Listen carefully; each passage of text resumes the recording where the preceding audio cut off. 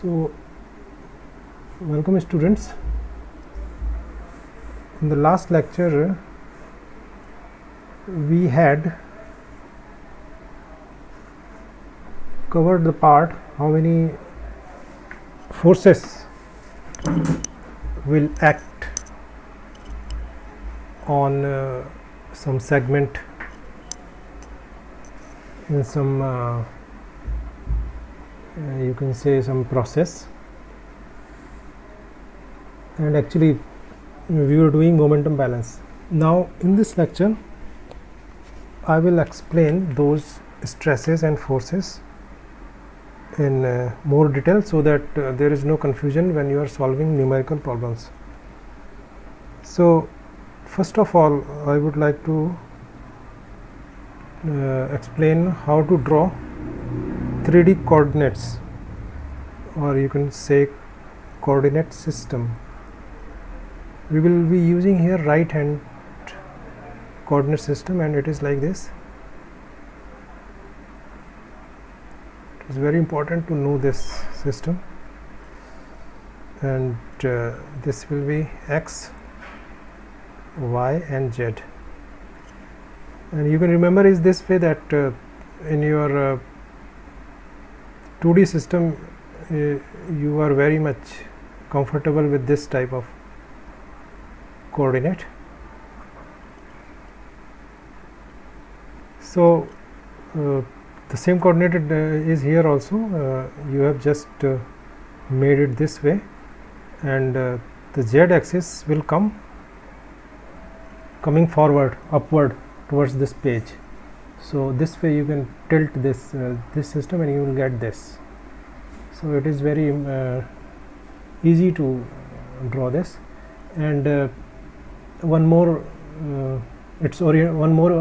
of its orientation I would like to tell, and you will use it in a numerical problem that is in your course.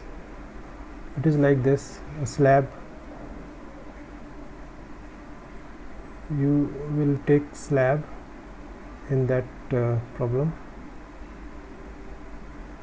It is actually a flowing liquid rectangular slab. So here the same system, if you will rotate this system, you will get a system like this.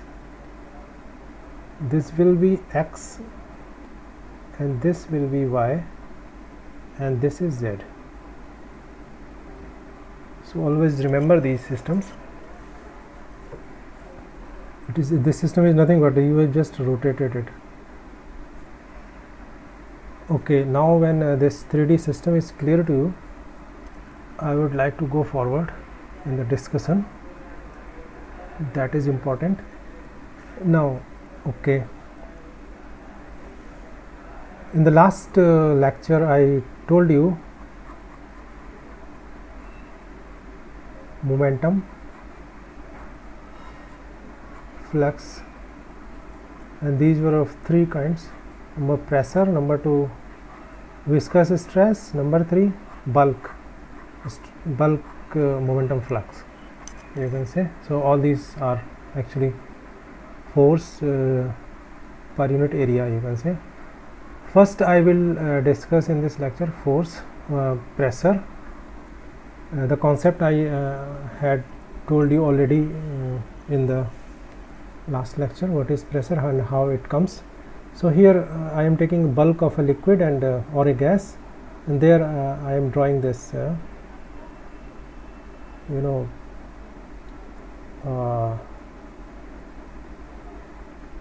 cube or volume like this, so that we can study how there is flow of momentum or what kind of forces are acting there.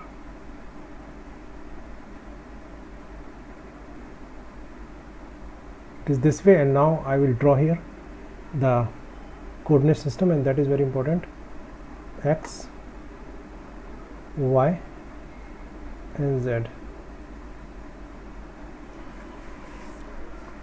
In these two types of study, we study the flow of momentum or the force that is acting.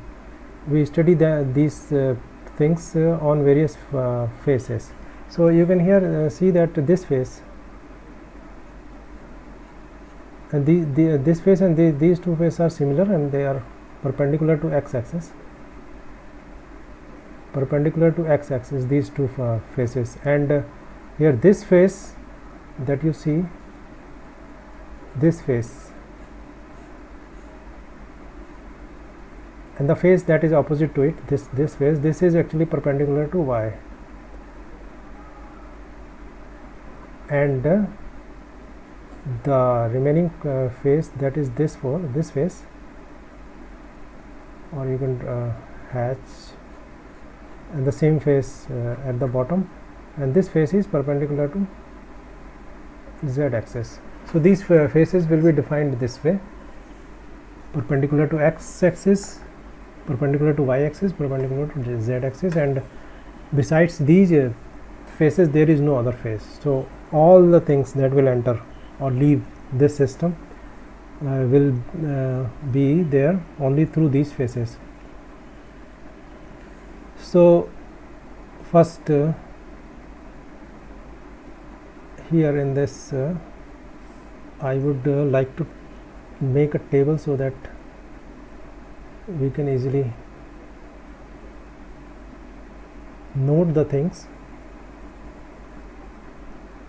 Faces,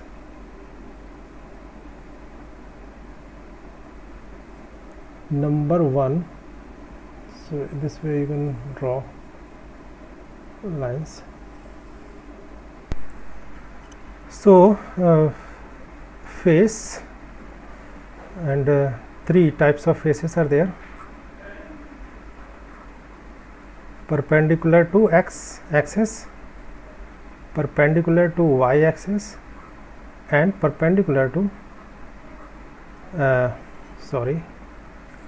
z-axis. So if we come to this point again here,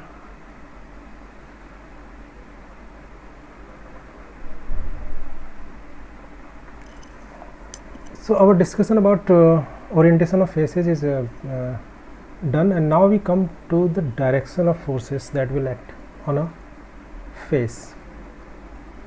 You can see you first you can take this face, that is the perpendicular to x-axis, and you can imagine that on this face the force can be there in any of the 3 directions. For example, the force can be in the x direction. Suppose you can say like this, you can imagine like this,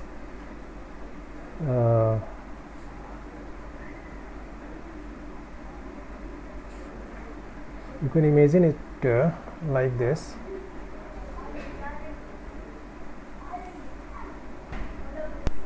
You can imagine it like this, that you can have,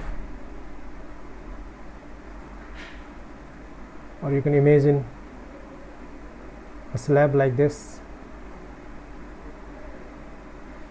outside this face, just touching this face. So this slab can be there, it can press this face in x direction, so that will be the force in x direction, or this slab may be moving in this y direction, so it will put a force on this face in the y direction, or it can be moving in the z direction, so this will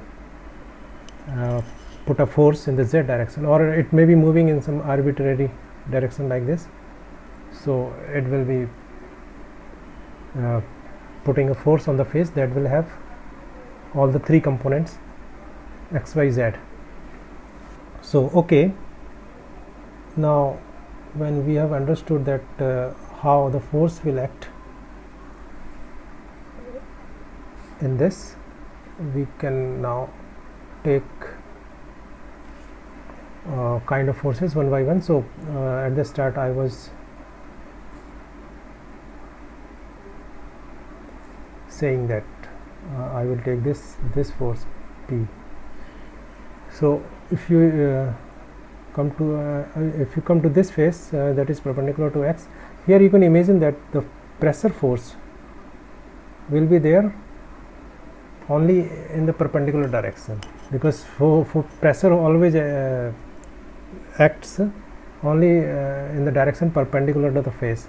If you say that on this face the pressure will act in this direction, y direction or z direction, that is not possible. So pressure force on the x on the first face that is perpendicular to x axis will be only in the x direction. And now if we come to this y face, or the face that is perpendicular to y axis, here also pressure will act perpendicular to it. So we can say that the pressure will act in the y direction. There will be no pressure in the z direction, because that will be the parallel direction, and no pressure will be in the x direction.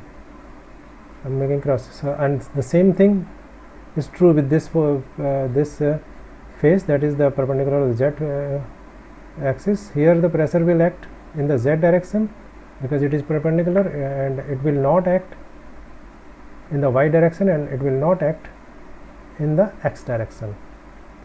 So now if you come to the table, you will understand my point, that here I am writing the force,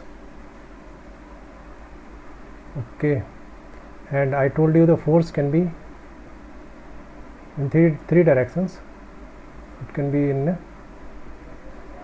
any of the three directions, x, y, z. So here I say that this force is in x direction, y direction, z direction. So what we saw in our figure,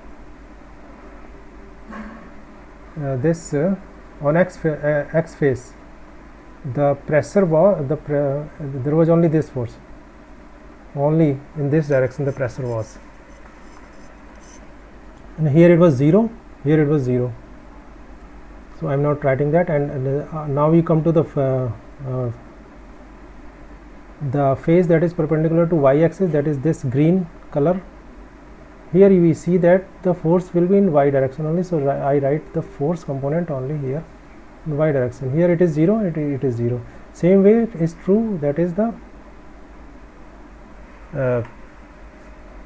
face perpendicular to the z axis, and here in other directions it will be 0. So the next part I will explain in the next video, because I need to take care of the size also.